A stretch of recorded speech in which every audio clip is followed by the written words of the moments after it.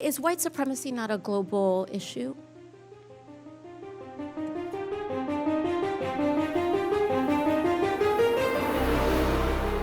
We've seen white supremacist attacks that were clearly domestic terrorism.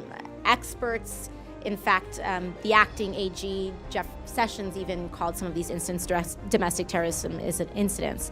The Emanuel A.M.E. church shooting of Black Americans in Charleston and the Tree of Life synagogue shooting in Pittsburgh of Jewish people, those were only designated and charged as hate crimes, not domestic terrorist incidents.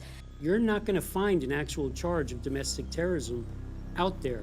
If you look at Title 18, right? If you're looking for... Well, it says here that, but at the San Bernardino shooting or the Orlando Pulse nightclub shooting, they were designated and charged as domestic terrorist incidents.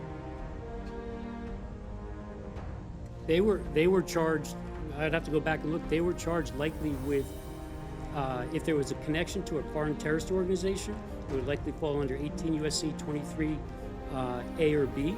So because the perpetrator was Muslim, doesn't it seem that because the perpetrator is Muslim, that's not correct. That has nothing that to do, the designation would say it's a foreign organization? It's not correct. That is not correct. Okay. Can you explain why? So, homegrown violent extremists, most of the people we arrest in the United States, homegrown violent extremists, self-radicalized, born in the U.S., doesn't matter what religion. But the Orlando Pulse Club shooter meets those qualifications, and you're implying... He was worked as an international terrorist because he was following under the definition... But he was homegrown and self-radicalized. Extremist cases, how we work homegrown violent extremist cases, under the global jihad, we worked under international terrorism. That is correct. Is white supremacy not a global issue? It is a global issue. So why are they not charged with foreign Because the United States Congress doesn't have a statute for us for domestic terrorism like we do on a foreign terrorist organization like ISIS, Al-Qaeda, Al-Shabaab.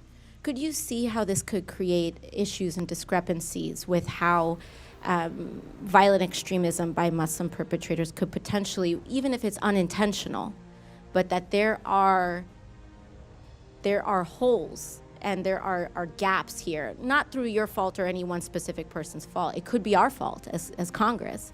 But could you see how one could see how the way that we are pursuing and charging white supremacy, particularly if they tend to be charged with hate crimes and where that same type of violence committed by a Muslim extremist could be charged with domestic terrorism. Hate crimes and domestic terrorism are treated and charged, they're different crimes, and they could be pursued differently with different resource allocations.